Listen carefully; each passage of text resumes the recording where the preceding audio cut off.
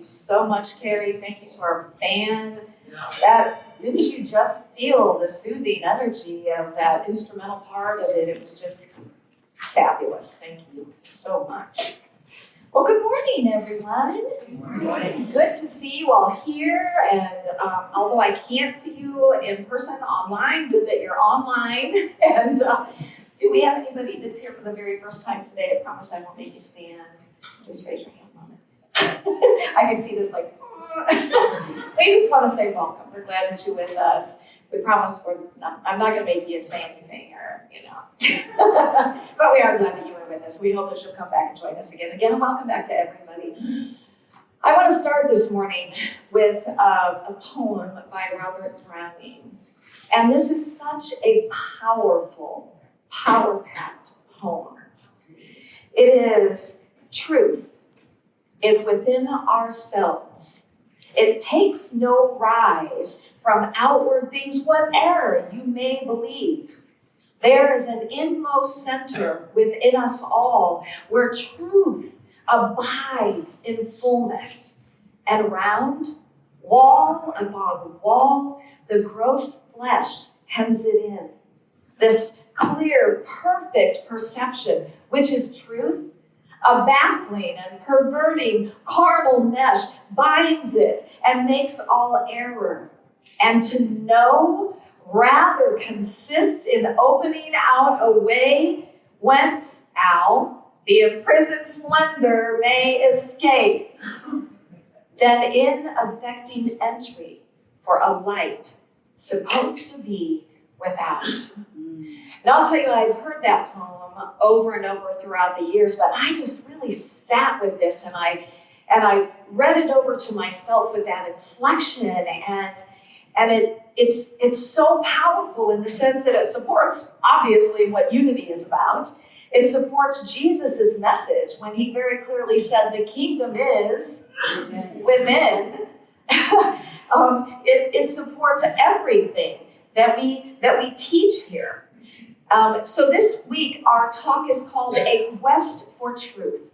And part of this talk today is based on the late Reverend Eric Butterworth's book of the same name. Now, for those of you who don't know, Eric Butterworth was just such an incredible unity minister. And Eric Butterworth was one of those ministers where there was no fluff to anything that he shared. He was right straightforward with everything that he had to share. And the thing that I love about that is that it helps us to recognize our responsibility in really living the life that we desire to live, and to living what I would say is a really a pure and a clean and a good life, a life that is beyond just ourselves, a life in which we know that we are here to give ourselves away, as we talked about last week, to give ourselves away in love.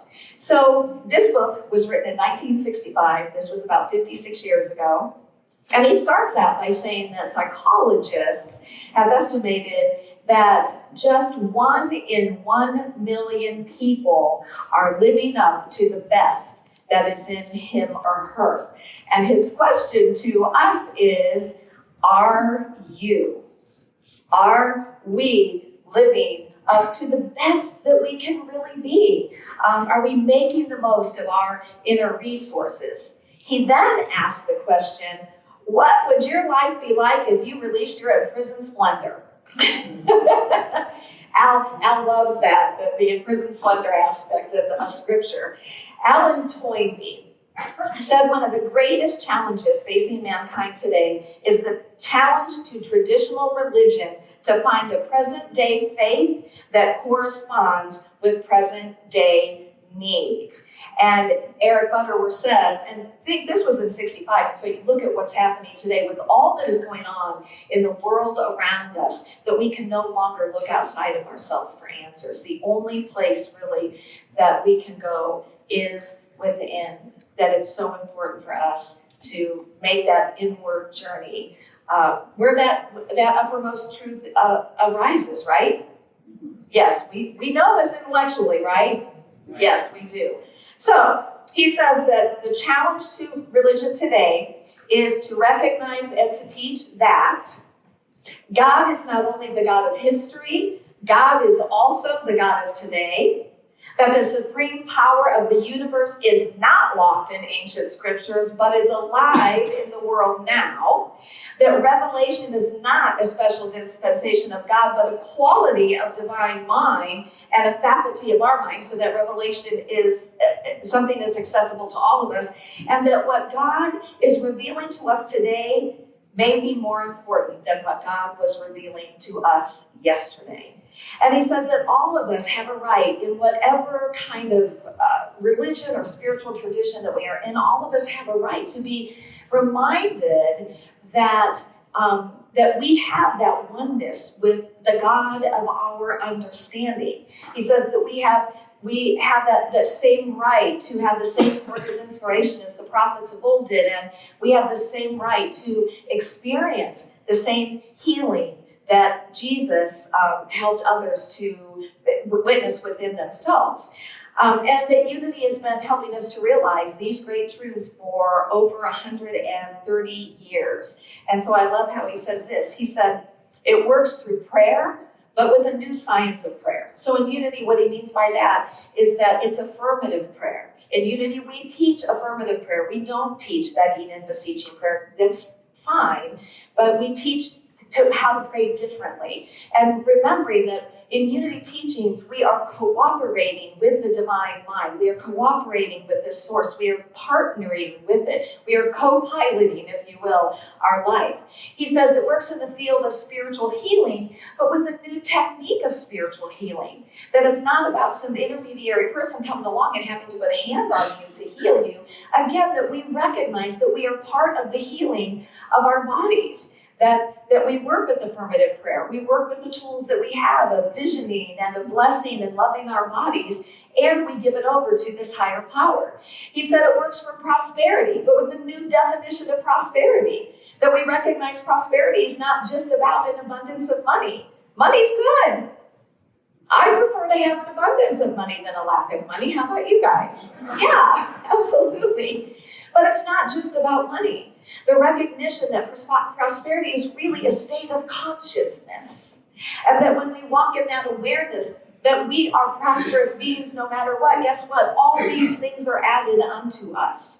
And then he says it works for peace among all people, but it is a peace which passes all understanding.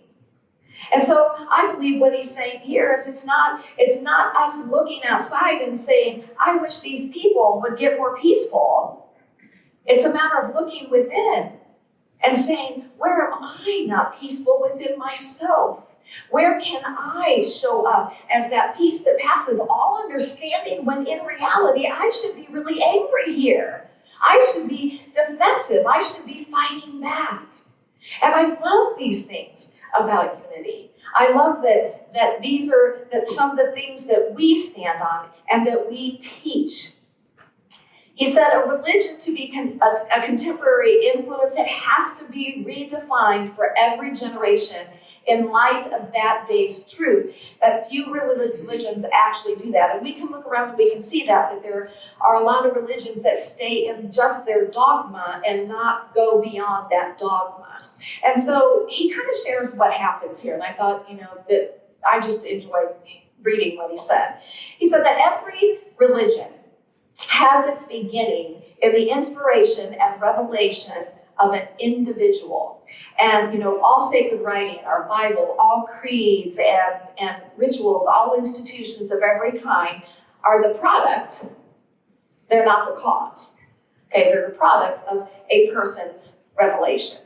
He said the people who have made religion vital for any age are people who sincerely believe that they had a direct revelation from God, that they had face-to-face with God, that they had these inner things coming through them that were not of their own human mind.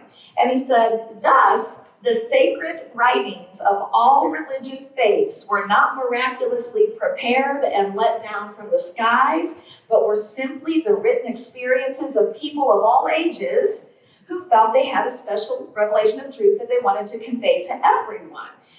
But he said what happens is with the vast majority of these religious faiths, there started to be an intermediary where you had to go through the organization, you had to go through, and in Christianity we know you have to go through Jesus, you have to go through the clergy, you have to go through the priests, through some kind of an intermediary. Ralph Waldo Emerson said, why should we not have a first-hand experience of God? And you know what? We're all sitting in a church that believes that. Because Charles Fillmore, our co-founder, had the same question. And he said, in this battle, I will go to headquarters. And he said, God and I can somehow communicate, or this whole thing is a fraud. Well, over 130 years later, we're sitting at a Unity church, so clearly this whole thing is not a fraud. We know, we've experienced that direct connection with God. And to me, it's just so important for this to be what we wake up to, is that our answers are right here within us. Now, I think it's really great to read books and to listen to speakers and, things like that, because they're going to be sharing their revelations. But ultimately, my friends, your truth is within you. It takes no rise from outward things. Your truth is a very beautiful thing that is within you. I loved in class this morning, Amy Burnett, who's our board president. And if you didn't get to come, I encourage you to listen to it. I encourage you to come to class at 9:15. It's always so amazing. But she was talking about our absolute self and our relative self. And how, the reality is we live out of our relative self a lot, don't we? Rather than our absolute self, that higher aspect of our beingness, that godness of our beingness. Wouldn't you like to live more on a conscious basis from your absolute self? Yes? Yes. Yeah, absolutely. And having this opportunity to have this direct contact with the God of our understanding, that's where we're going to figure out what our absolute self is about. Right? Yeah, absolutely. Okay, so let me go here. Charles Fillmore did not like dogma at all. In fact, at one point, he had his students and he had other people asking him to write a statement of faith. Now, we say that statement of faith every week. There's only one presence and one power in the universe and in my life, God the good omnipotent. Charles Fillmore made it very clear. He said, we have considered the restrictions that will follow a formulated platform and are giving warning that we will not be bound by this tentative statement of what Unity believes. We may change our minds tomorrow on some of the points, and if we do, we shall feel free to make a new statement. And what I love about that is that, when Eric Butterworth is talking about this religion that can be present day, it needs to be able to speak to the people of this day with what is going on in this day, but still with those deep basic truths. And Charles Fillmore, I love that. He was always open to saying, I don't have all the answers. I don't have the final answer. Unity does not claim to have the final answer. Unity claims to have an answer. But Unity is always going to encourage you to go within, to go into your space, to open yourself up to the truth that is always right here for us. And I would have to say that we would all agree that when we hear something that is truth, the reason that we feel it's truth is because it resonates in us, right? I mean, we feel it. It's like, yes, yes, yes. I know the first day I came to Unity and sat in that back area back there, it was like, one after another was like, yes, yes, yes. Oh my gosh. There's a church that teaches these things that somehow in my consciousness, I always knew were true, but I didn't have anybody voicing them. So it's this yes, yes, yes, yes, yes. So the scripture for today is, for now we see in the mirror darkly, but then face to face. Now I know in part, but then I shall know fully, even as I was also fully known. And I know that can be a little confusing, but today, how I'm looking at this is that when we are willing to do the work that is ours to do, to take that inner journey and to live the best life that we can live, that is when we have, as the poem says, we've allowed all of these walls that have been built up over years and years of programming, years and years of life experience, years and years of what other people have told us. We're allowing these walls to come down. That's when we've been in the mirror darkly with all of these walls up. But as we open ourselves up to something more, to something that is not my mind, something that is not this physical world, something that is beyond this, something that is animating this. I can't explain what that is. It's not something that you can define. But that is when we shall start to see more fully. We will start to know more fully. How many of us here today have already had those experiences numerous times in our lives, where it's the aha moments, isn't it? It's that realization that, oh my gosh, hey, there is something here, and it's good, and it's for me, and I get to work with it. And that when I'm living from my heart, that's really when I'm experiencing my best life. Would you agree with that? Yeah, absolutely. Okay, so how can we begin to live more fully? That didn't come out right, but to see more clearly. So I was, somebody had donated a box of books, and I came upon this book, and it's called Breakfast with Buddha by Roland, Varugo. And I just want to say, first of all, that I got this book. I started reading it about 10 days ago. I couldn't put it down, and I've actually ordered 4 more of his books because I loved it so much. So in this book, the main character is a man named Otto. And Otto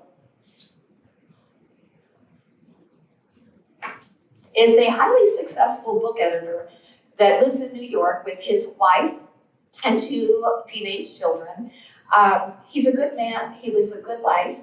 And, life is good.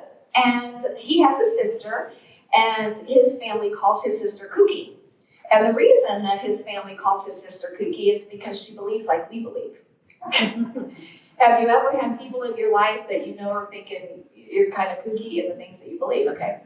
So the other main character in the book is a very well-revered, very well-known monk named Rinpoche. So the parents of Otto and his sister die unexpectedly. So they need to make a trip to North Dakota to do the final things with their parents' farm. So he goes to pick his sister up, and when he gets there, she somehow talks him in to taking this monk on this 4 or 5 day road trip without her. So it's just this monk and Otto. And so the premise of this book is really that Otto is going to show the monk what America is all about, which is really cool. This is one of the cool things in the book. It's kind of like this, to me, it's like a spiritual adventure, but not a high adventure. It's like they're going from New York to North Dakota. He literally tells you specific places along the way and restaurants that are real, which is pretty fun. But then, of course, Rinpoche is going to be sharing spiritual truths with Otto through this journey. And by the end of the book, Otto, who I would term as a hard nut to crack, has really started to crack open and started to see things differently. So I just wanted to share with you some of the things out of this book that I thought were relevant to what we're talking about today, and just to living our best life. So one of the questions was something like this. If God is love and would never withhold itself from us, why is it important to live a good life? In other words, if we gain no favor with God by living a good life, and we lose no favor with God by living a selfish life or even an awful or horrific life, then why try to live a good life? Why does that matter? Does it benefit us? Does it open out the way of imprisoned splendor? And so Rinpoche, now remember, Rinpoche is he's a Buddhist monk that believes in all religions, and so he has limited English. So I'm going to read to you some of what he says. He says there's a Buddhist prayer that says, all that we are is the result of what we have thought. It is built on our thoughts. It is made from our thoughts. If a man speaks or acts with evil thought, pain follows him, just like the wheel follows the foot of the ox that draws the cart. If a person speaks or acts with pure thought, happiness follows him, like a shadow that never leaves. Well, that's pretty clear right there, isn't it? He says it's not the case that God is up in the sky looking at you and judging you. It is more easy than that, and it is more hard. God is God. The divine intelligence is the divine intelligence. The one with no name is the one with no name. But God is just giving out love, giving out love, giving out love, like a very nice music that's always playing. If you hurt people or yourself, you just make yourself deaf to this music. That's all. It's not God's fault. It's your fault. Not God's judgment, your choice, you see. You make yourself no chance to feel God or the moon going up or any good love. But it goes on to say that we can come home one choice at a time. So think about this. Try to hate no one. Try to unrighteously judge no one. Try to never talk about somebody behind their back when there's no reason, there's no good, positive thing that will come out of it. Try being kind even when others aren't being kind. Try being loving even when others aren't being loving. It's pretty big, isn't it? And it isn't. And you know why it isn't? Because it's one choice at a time. It's one awakened moment followed by a different choice at a time. And so how I would explain this is if we're in a situation and we find, and why I say it's the awakened moment, we must make the choice to wake up. We must make the choice every day to say, today I am going to live in an awakened sense of who I am and what I'm about and what I'm giving. And so when anger rises up in us, does anybody ever have anger rise up in them? Okay. Only a few hands went up, but I saw some heads nodding. Then we are awake and aware enough to go, oh, hey, I'm feeling something here. Is this an old conditioned pattern? Is this a trigger? Has somebody pushed a button? Do I have a wound there? Is this reaction really a reaction that would be beneficial to this situation? Now, on occasion, anger is okay, you guys. Anger is simply an emotion, stirs the energy up, it's okay. The vast majority of the time, anger is not the answer. And so in that moment, we make a different choice. We breathe in, we stop, we go, okay, I want to be present to this differently than what I am being. One choice at a time is how we do it. One choice at a time is how we live our best life. And I will say, because I'm going to tell you, I listened to some other stuff this week too. We've had this week of just like multiple explosions in my head of my own life and the areas where I could really use some more work. and you know, it's interesting because we all have those areas. But sometimes they're blind to us until something like this comes along, or I was listening to something that Susan sent me with Joe Dispenza, and it was just like, ooh, and just looking at some habitual things that are so habitual, I've not looked at them. But they're not serving me. They're not serving me to live my best life. So the commitment to be willing to wake up and to do life differently and to live from this place of, as we sang this morning, we sang together this morning, loving kindness. It makes our life so much better. So one choice at a time. Wake up one choice at a time. So in the book, another question that was asked was, how can one make one's mind clean? And he says, the answer is simple but very hard also. Live a good life. Help people. Meditate. Live another good life. Meditate some more. And then he says, don't hurt. Don't hurt. Don't hurt. And he says, be kind. Be kind. Be kind. That's pretty straightforward, isn't it? It's pretty straightforward. And in that straightforwardness, that's the easy part. But I would have to say that our humanness probably gets in the way more than we wanted to. At least I know that's true for me. And I know, as I sat with this, what came to me is I want to live more fully from my heart. and less from those old reactional, emotional patterns. I want to live more fully present, awake and aware from my heart, and not be so easily triggered by things. I want to live more fully awakened and less from habitual reaction. Because we're good at habits, aren't we? Unless we want to change one. But we're good at habits. And I want to live more fully from a place of love rather than a place of separation. And as I sat with that, I thought, wow, I have some work to do.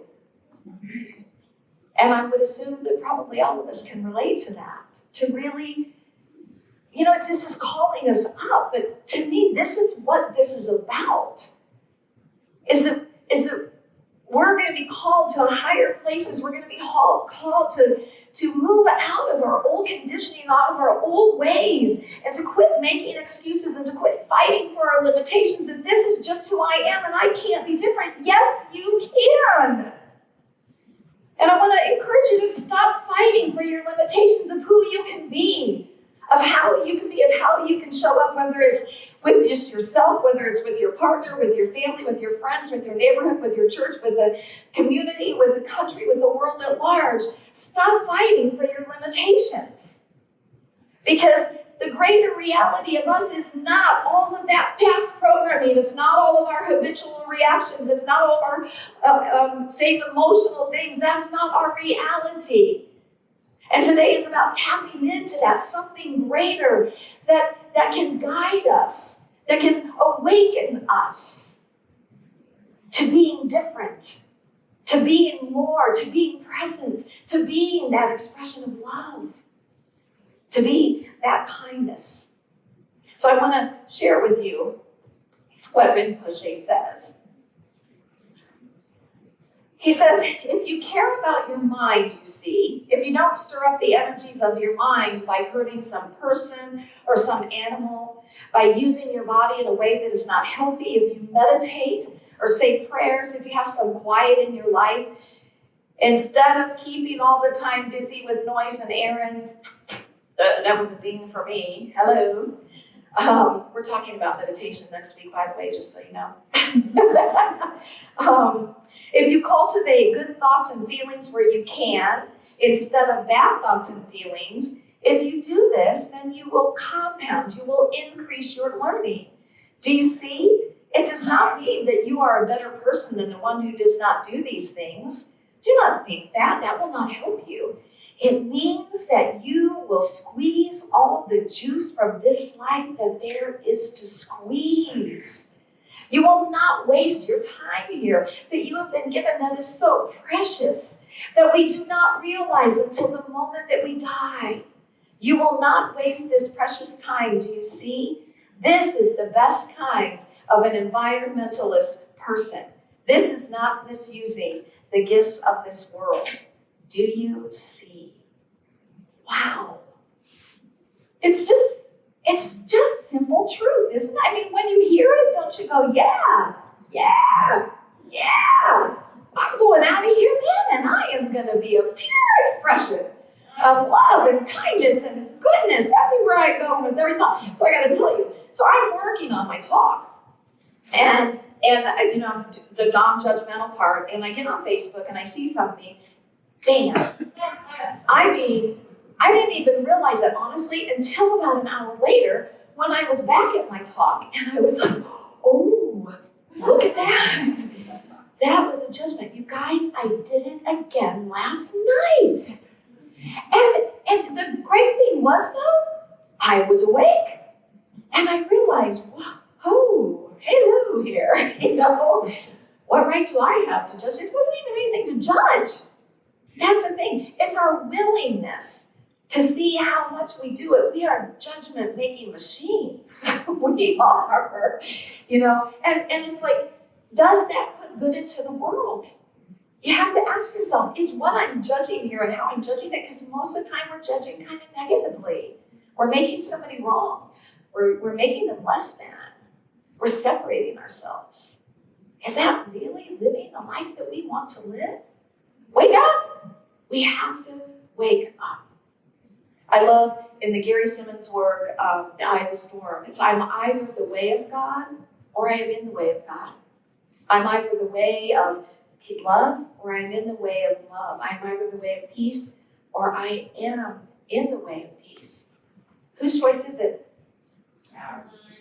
Yeah, it's our choice.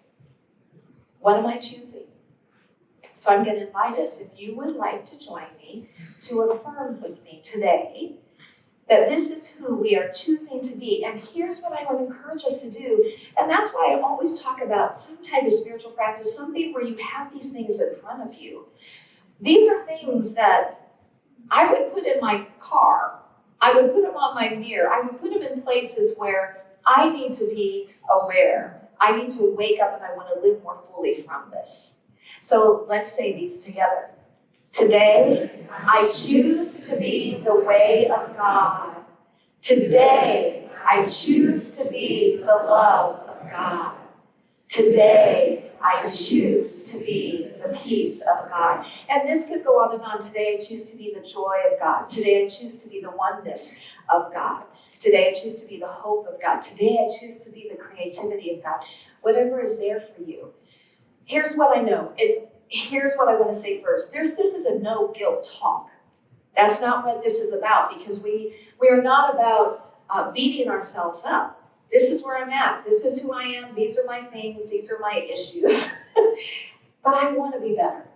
And I think that we wouldn't be listening to this message online. We wouldn't be here if we didn't want to live a clearer and a cleaner life.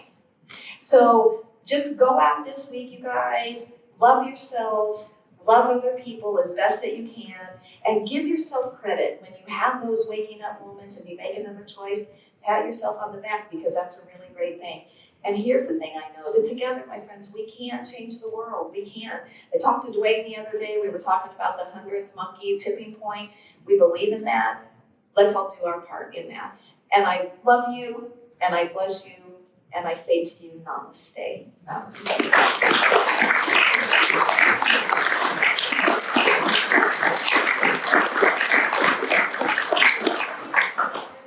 Highly recommend.